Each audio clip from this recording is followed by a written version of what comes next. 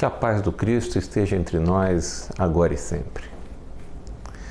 Será que nós estamos sabendo como fazer uma oração devida, na forma como Cristo espera que venhamos a fazer?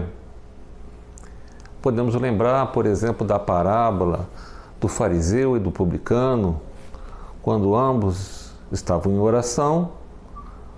O fariseu, na sua prece, colocou todos os seus atributos. O publicano apenas disse que era um pecador. E no fim, quem saiu melhor perante a espiritualidade, perante Deus, foi quem estava no erro anteriormente, o publicano, que reconheceu que estava errado. É a humildade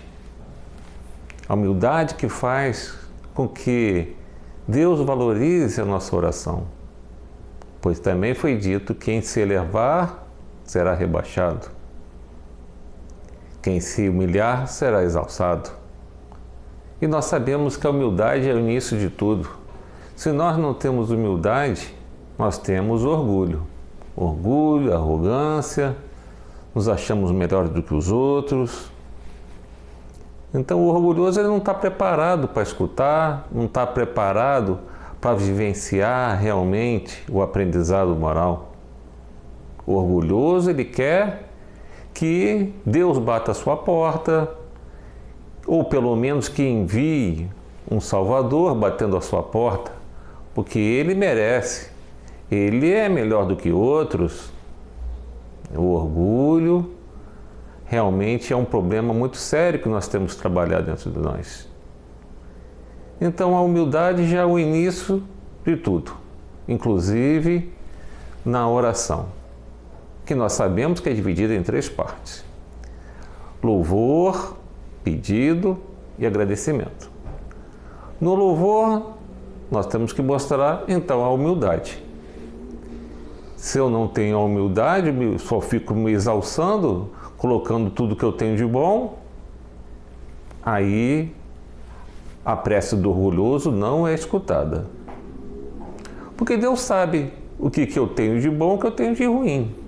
Ele quer ver a minha melhora, Ele quer ver a minha humildade. Se eu tenho essa condição, eu já tenho o preparo inicial.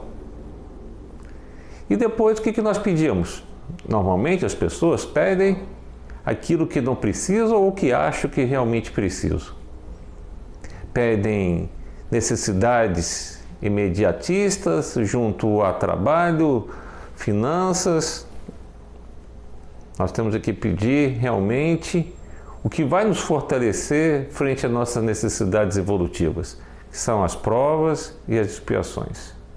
Nós temos que pedir força, com coragem, paciência, resignação, pois se nós tivermos isso, teremos melhores condições de superar os problemas diários, que é aquilo que é colocado para o nosso desenvolvimento espiritual. Se eu tenho coragem, eu vou enfrentar o problema. Se eu tenho paciência, eu espero o problema se desenrolar. Se eu tenho uma resignação, é algo que vem de dentro com um sentimento, então tudo corre da melhor maneira. E aí depois um agradecimento completo. Um agradecimento em que, sabendo que Deus é justo e misericordioso, então tudo que eu tenho é realmente o que eu preciso.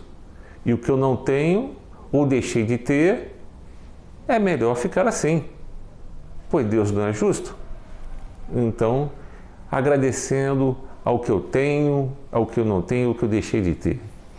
Isso mostra que realmente nós confiamos em Deus, no Cristo e nos seus trabalhadores, os benfeitores espirituais, que vão fazer por nós o que nós precisamos.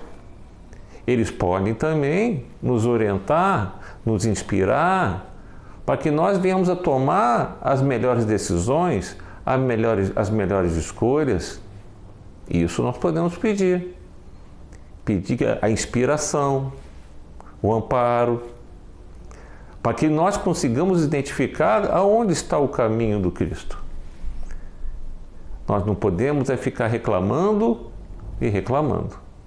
Uma criança pequena, por exemplo, ela está doente, vai precisar tomar talvez uma injeção. E ela chora para o pai. Não, pai, não me deu uma injeção porque dói. Aí o pai, que sabe que a cura está na injeção, vai aplicar o remédio. A criança chora.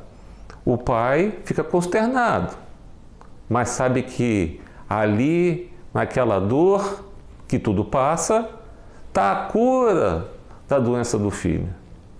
E a cura da nossa doença do espírito está nas provas e expiações. E assim Deus nosso Pai permite que nós tenhamos essas necessidades evolutivas para o nosso desenvolvimento espiritual. Nós podemos realmente trabalhar para abreviá-las? Sim, trabalhando no bem, trabalhando da forma correta frente a essas oportunidades. Não precisamos nos considerarmos os piores indivíduos da humanidade, pois sempre tem alguém pior do que nós que sofre mais. O consolo está nesse nosso irmão e a caridade está em auxiliá-lo. Nós vemos, por exemplo, lá na Bíblia, no Antigo Testamento, no livro de Tobias, um pai preocupado com a viagem de seu filho, que era para um lugar perigoso, seu filho Tobias. Então, contratou um moço para auxiliá-lo na caminhada, nessa viagem perigosa. E assim foi. Tobias fez tudo o que esse moço recomendou, inclusive pescou um peixe, e aí foi recomendado que ele tirasse o fígado e guardasse.